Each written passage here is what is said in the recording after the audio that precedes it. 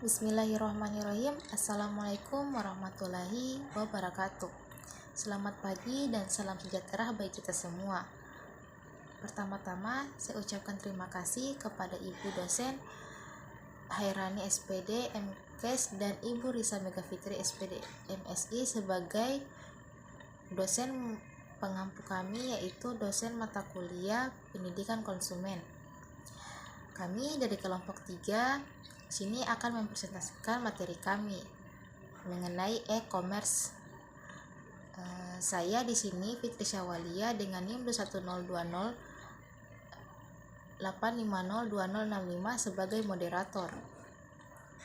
Adapun anggota kelompok kami itu ada Nur Anissa Aprilia, ada Irda Fitriani, ada Hijrah, dan ada Nur Hastiarni. Adapun pemateri pertama akan dibacakan oleh Nur Anissa Aprilia, yaitu definisi e-commerce dan jenis-jenis e-commerce. Yang kedua akan dibacakan oleh Irda Fitriani, yaitu perfect dan perkembangan e-commerce dan perkembangan e-commerce di Indonesia. Dan pemateri ketiga akan dibacakan oleh Nur Hastiarni mengenai dampak positif dan negatif penggunaan e-commerce dan manfaatnya. Kemudian pemateri terakhir, yaitu yang keempat, akan dibacakan oleh Hijrah mengenai kelemahan dan kendala e-commerce dan hubungan hukum pelaku commerce. Mungkin itu saja dari kelompok kami. Kepada pemateri pertama, saya persilahkan. Assalamualaikum warahmatullahi wabarakatuh. Perkenalkan, nama saya Nur Anissa Aprilia dengan NIM 210208502064. Saya selaku pemateri pertama akan membahas tentang definisi e-commerce dan jenis-jenis e-commerce. E-commerce atau electronic commerce merupakan salah satu teknologi yang berkembang pesat dalam dunia perinternetan. Penggunaan sistem e-com atau biasa disebut dengan e-commerce sebenarnya dapat menguntungkan banyak pihak, baik pihak konsumen maupun pihak produsen dan penjual.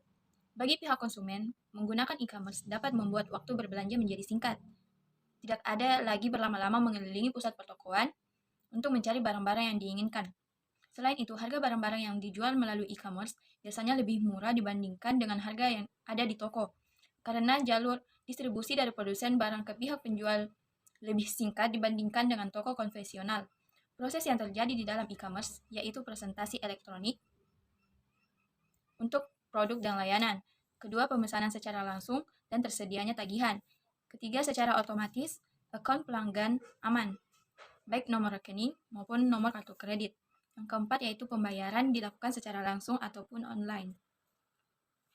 Adapun keuntungan yang diperoleh dengan menggunakan e-commerce bagi suatu perusahaan, diantaranya yaitu meningkatkan pendapatan dengan menggunakan online channel yang biayanya lebih murah. Yang kedua, mengurangi biaya-biaya yang berhubungan dengan kertas seperti biaya pos surat, percetakan, report, dan sebagainya.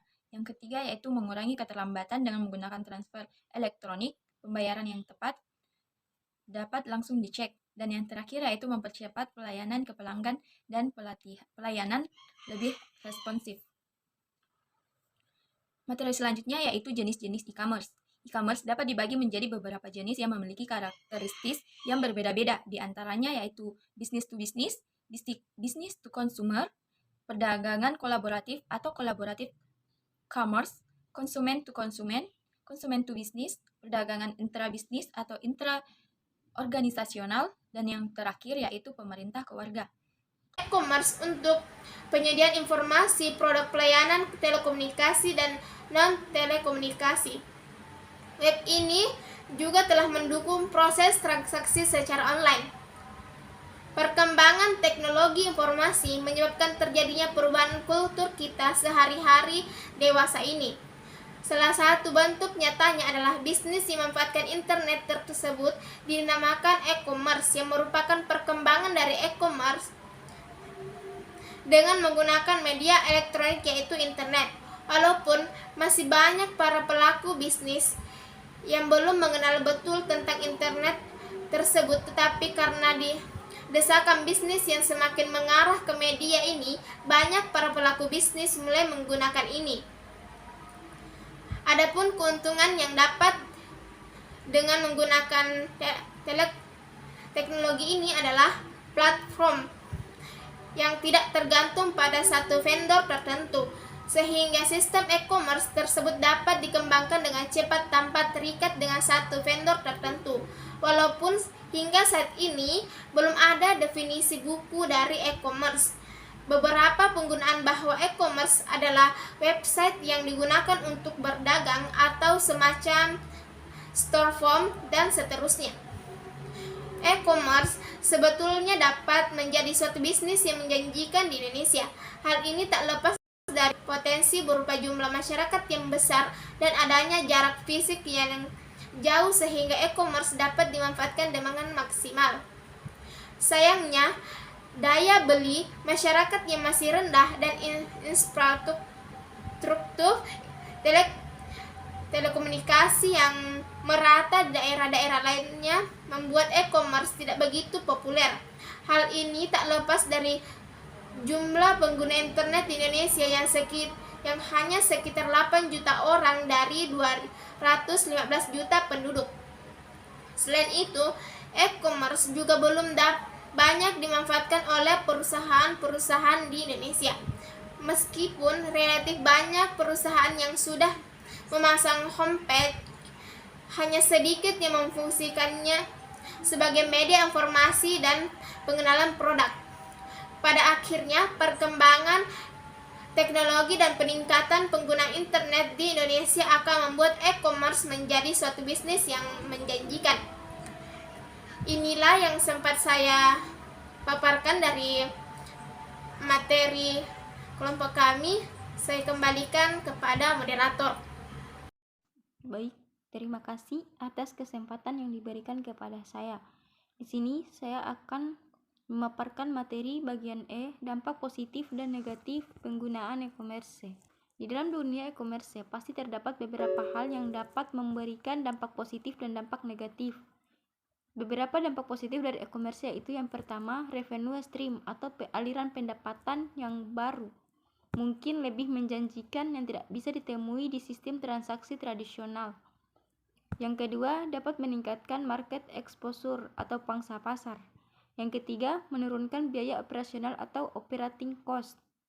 Yang keempat, melebarkan jangkauan atau global reach. Yang kelima, meningkatkan customer loyalty.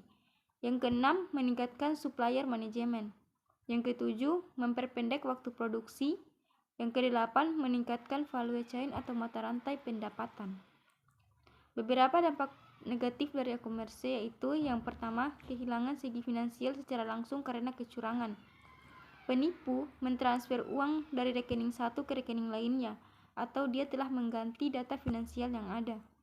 Yang kedua, pencurian informasi yang rahasia tersebut kepada pihak-pihak yang tidak berhak dan dapat mengakibatkan kerugian yang besar bagi si korban. Yang ketiga, kehilangan kesempatan bisnis karena gangguan pelayanan. Kesalahan ini bersifat kesalahan non-teknis seperti aliran listrik yang tiba-tiba padam. Yang keempat, penggunaan akses ke sumber oleh pihak yang tidak benar. Misalkan seorang hacker yang berhasil membobol sebuah sistem perbankan. Setelah itu, dia memindahkan sejumlah rekening orang lain ke rekeningnya sendiri. Yang kelima, kehilangan kepercayaan dari para konsumen. Ini karena berbagai macam faktor seperti usaha yang dilakukan dengan sengaja oleh pihak lain yang berusaha menjatuhkan reputasi perusahaan tersebut. Yang keenam, kerugian yang tidak terduga. Disebabkan oleh gangguan dilakukan dengan sengaja, ketidakjujuran, praktek bisnis yang tidak benar, kesalahan faktor manusia atau kesalahan sistem elektronik. F. Manfaat e-commerce bagi organisasi, konsumen, dan masyarakat luas. Yang pertama bagi organisasi. 1. Memperluas pasar hingga mencakup pasar nasional dan pasar global, sehingga perusahaan bisa menjangkau lebih banyak pelanggan, memilih pemasok terbaik, dan menjalin relasi dengan mitra bisnis yang dinilai paling cocok. Yang kedua, menekan biaya menyusun, memproses, mendistribusikan, menyimpan, dan mengakses informasi berbasis kertas. Yang ketiga, memungkinkan perusahaan mewujudkan bisnis yang sangat terspesialisasi. Yang keempat, menekan biaya persediaan dan overhead dengan cara memfasilitasi manajemen rantai nilai bertipe pool yang prosesnya berawal dari pesanan pelanggan dan menggunakan pemanufakturan just in time. Yang kelima, menekan waktu antara pembayaran dan penerimaan produk atau jasa. Yang keenam, meningkatkan produktivitas karyawan melalui rekayasa ulang proses bisnis. Yang ketujuh, menekan biaya telekomunikasi. Yang kedua, bagi konsumen. 1. Memungkinkan konsumen berbelanja atau melakukan transaksi lainnya setiap saat atau 24 jam. 2. Memberikan pilihan produk dan pemasok yang lebih banyak kepada pelanggan. 3. Memungkinkan konsumen dalam mendapatkan produk dan jasa yang lebih murah, karena konsumen bisa berbelanja di banyak tempat dan melakukan perbandingan secara cepat. 4. Produk yang terdigitalisasi e-business memungkinkan pengiriman produk secara cepat dan real time.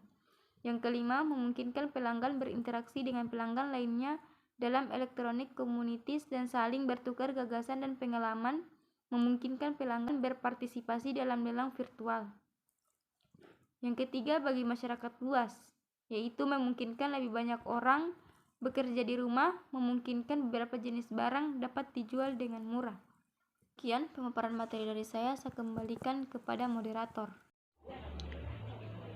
Perkenalkan, nama saya Hijrah dengan NIM 210 20 850 2062. Baik, di sini saya akan melanjutkan materi tentang kelemahan dan kendala e-commerce. Masalah yang bisa menjadi kendala utama adalah ide untuk sharing informasi bisnis kepada pelanggan dan supplier. Hal ini merupakan strategi utama dalam sistem e-commerce bisnis ke bisnis. Dan kunci utama untuk memecahkan masalah adalah merchant harus merestrukturisasi operasi mereka untuk mengambil keuntungan semaksimal dari e-commerce. Materi yang terakhir yaitu hubungan hukum pelaku e-commerce. Dalam bidang hukum, misalnya, hingga saat ini di Indonesia belum memiliki perangkat hukum yang mengakomodasi perkembangan e-commerce. Padahal, peranata hukum merupakan salah satu ornamen utama dalam bisnis. Dengan tiadanya regulasi hukum yang mengatur perjanjian virtual, maka secara otomatis perjanjian-perjanjian di internet tersebut akan diatur oleh hukum perjanjian elektronik yang berlaku. Di dalam hukum perikatan Indonesia dikenal apa yang disebut ketentuan hukum pelengkap. Ketentuan tersebut tersedia untuk dipergunakan oleh pihak yang membuat perjanjian apabila terjadi perjanjian yang dibuat mengenai suatu hal yang ternyata kurang lengkap atau belum mengatur sesuatu hal. Ketentuan hukum pelengkap itu terdiri dari ketentuan umum dan ketentuan khusus untuk jenis perjanjian. Itulah materi singkat yang kami telah paparkan dari anggota kelompok kami, yaitu kelompok 3 mengenai e-commerce. Lebih dan kurangnya saya minta maaf. Dan saya ucapkan terima kasih kepada penonton yang sudah menonton video ini. Baik, singkatnya saja saya ucapkan wabillahi taufiq wal hidayah. Wassalamualaikum warahmatullahi wabarakatuh.